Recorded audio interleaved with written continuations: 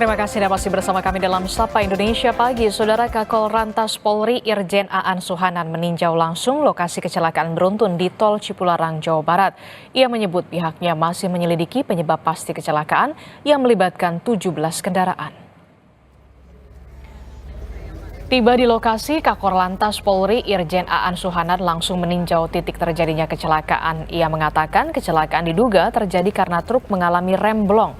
Namun untuk mengetahui penyebab pasti kecelakaan, pihaknya masih akan melakukan penyelidikan, termasuk dugaan kelalaian yang dilakukan sopir truk saat berkendara.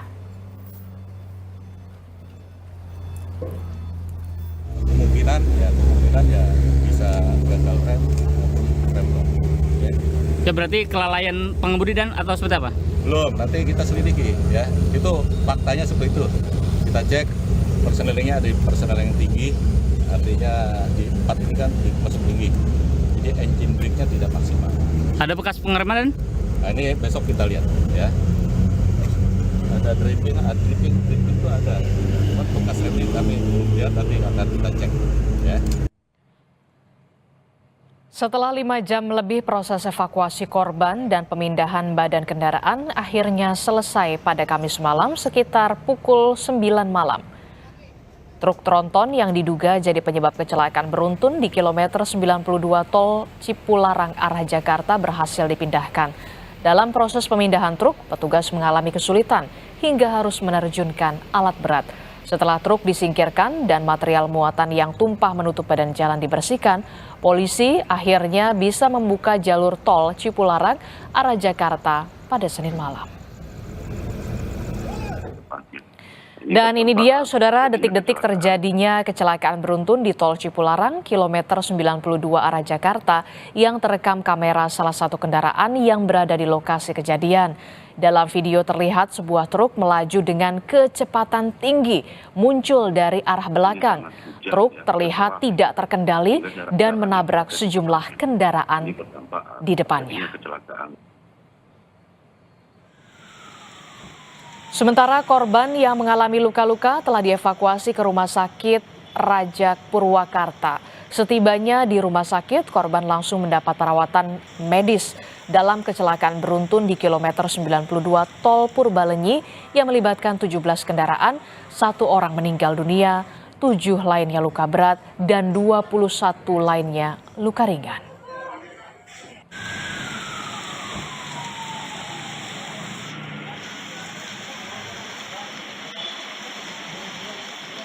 Saat ini di mana total untuk semua korban itu terdiri dari 29 korban, kemudian 1 diantara yang meninggal dunia dan 7 diantaranya dengan luka berat dan sisanya 21 itu dengan luka ringan. Nah kemudian untuk sampai dengan saat ini kami sedang melakukan evaluasi atau observasi terhadap pasien tersebut. Mengingat karena pasien sekarang masih dalam proses untuk konsultasi dan pemeriksaan penunjang yang lain. Informasi terkini soal kecelakaan di Tol Cipularang kita akan tanyakan langsung kepada jurnalis Kompas TV. Sudah ada Abel Insani di Tol Cipularang dan ada Fida Alatas di Rumah Sakit Abdul Rozak Purwakarta. Kita ke Abel Insani terlebih dahulu di Tol Cipularang. Selamat pagi Abel. Abel, bagaimana situasi di Tol Cipularang saat ini? Apakah sudah kembali dibuka dan apakah ada sign-sign yang kemudian sudah dipasang untuk mengantisipasi agar kejadian atau peristiwa kemarin tidak terulang lagi?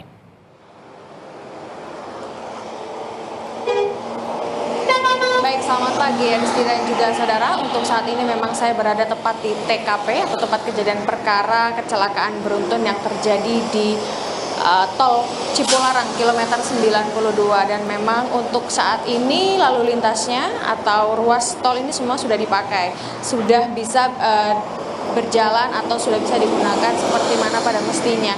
Kalau kemarin kita lihat memang hanya satu ruas jalan saja yang digunakan dari arah Jakarta menuju ke Bandung begitu ya. Kalau untuk saat ini dari arah Jakarta menuju ke Bandung ataupun juga dari arah Bandung menuju ke Jakarta ini sudah normal kembali. Tetapi memang bedanya adalah kalau dari arah Bandung menuju Jakarta ini memang ada satu jalur yang dikhususkan untuk jalur aman begitu, yang artinya ini tidak boleh dilewati oleh kendaraan begitu ya, di mana ini nanti juga akan ada olah TKP dari Polda Jawa Barat, di mana nanti kalau kita lihat rencananya akan ada di pukul 9 waktu Indonesia Barat, yang kemudian nanti akan memperlihatkan atau akan menerangkan bagaimana sebenarnya kecelakaan bisa terjadi.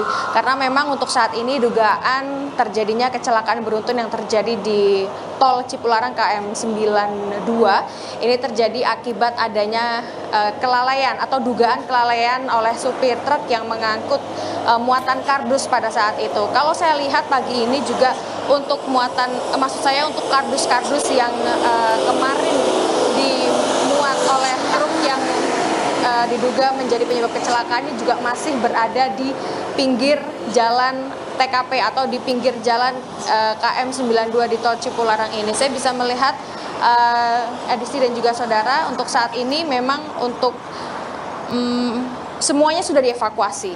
Tetapi untuk muatan kardus dari truk tersebut masih berada di pinggir jalan. Artinya memang untuk semua kendaraan sudah dievakuasi, bahkan korban juga sudah dievakuasi di Rumah Sakit Abdul Razak. Tetapi untuk muatan dari truk yang diduga menyebabkan kecelakaan beruntun ini masih ada di pinggir jalan di tol KM 92 Cipularang.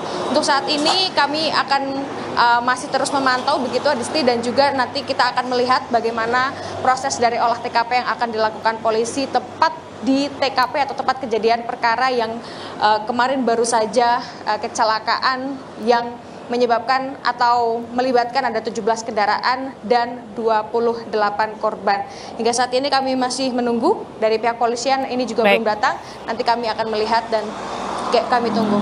Oke, baik, kita akan tunggu. Rencananya pukul 9 pagi ini polisi akan melakukan olah TKP di tempat kejadian perkara di mana kecelakaan beruntun yang melibatkan 17 kendaraan terjadi pada kemarin sore untuk melihat sebenarnya penyebab pasti kecelakaan tersebut. Dari tol Cipularang kita bergeser ke jurnalis Kompas TV, Fida Alatas yang berada di Rumah Sakit Abdul Razak Purwakarta. Fida, bagaimana kondisi terkini dari korban kecelakaan yang dirawat? Jadi totalnya yang dirawat di Rumah Sakit Abdul Razak ini berapa korban?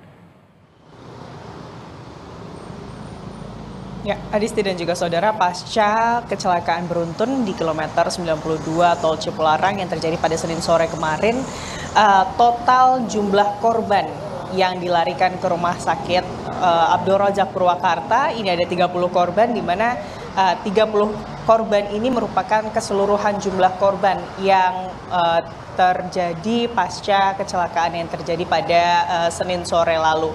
Dan dari 30 korban tersebut, 1 korban ini merupakan korban meninggal dunia, sementara 7 diantaranya merupakan korban luka berat, dan sisanya yakni ada 22 orang lainnya ini mengalami luka ringan.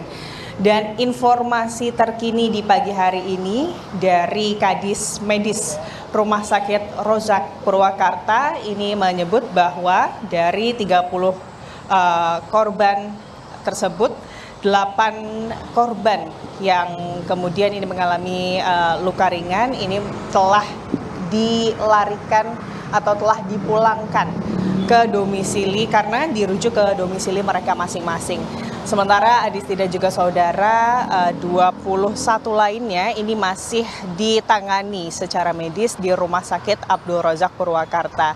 Dan kalau tadi malam Adisti dan juga saudara, 7 korban luka berat ini ada 1 korban yang kemudian ditangani di ICU. Sementara seluruh korban yang informasinya tadi malam ini ditangani di instalasi gawat darurat atau IGD Rumah Sakit Abdul Razak, seluruhnya ini sudah kemudian mendapatkan penanganan di kamar rawat inap. Dan untuk korban ini memang yang masih belum dapat dipulangkan, Adisti dan juga saudara, ini memang masih harus ditangani secara medis di rumah sakit. untuk mendapatkan penanganan seperti trauma healing dan juga kemudian ada penanganan pasca trauma yang terjadi akibat kecelakaan. Namun untuk lebih detailnya seperti apa perawatan kesehatan atau penanganan medis yang kemudian dilakukan kepada keseluruhan korban ini nanti Adisti dan juga saudara pada pukul 8.30 rencananya dari Rumah Sakit Abdul Razak ini akan mengadakan konferensi pers untuk kemudian memberikan informasi terkini terkait kondisi korban. Tapi kalau kita berbicara mengenai domisili korban atau mayoritas domisili korban dari kecelakaan tol Cipularang kilometer 92 Senin sore kemarin, mayoritas ini merupakan warga Bekasi. Sementara satu orang korban yang meninggal dunia ini merupakan korban berusia 14 tahun, seorang perempuan. Dan kemudian kita juga akan update Adisti dan juga saudara bagaimana kondisi korban yang ditangani di Rumah Sakit Abdul Razak pasca kecelakaan yang terjadi pada Senin sore lalu pada pukul 8.30 nanti Adisti. Itu artinya ada 30 korban, 1 meninggal dunia, kemudian 29 orang lainnya luka ringan dan juga luka berat, 8 orang sudah dipulangkan ya. Dan kita akan tunggu bagaimana keterangan resmi dari Rumah Sakit Abdul Razak Purwakarta pada pukul 8.30 yang nanti akan memberikan keterangan soal bagaimana kondisi para korban saat ini dan juga update terkait dengan korban. Terima kasih informasinya jurnalis Kompas TV Vida Alatas melaporkan langsung dari Purwakarta, Jawa Barat. Sebelumnya sudah ada Abel Insani melaporkan langsung dari tol Cipularang, Jawa Barat. Terima kasih rekan-rekan, selamat bertugas kembali. Saudara, Wakil Presiden Gibran Rakabuming Raka meluncurkan program layanan aduan masyarakat yang bernama Lapor Mas Wapres. Lalu seberapa efektif posko pelaporan ini? Bagaimana pula alur penyelesaiannya hingga benar-benar dirasakan pelapor? Kami akan ulas dalam segmen dialog di Sapa Indonesia pagi hari ini bersama Radisa Putro.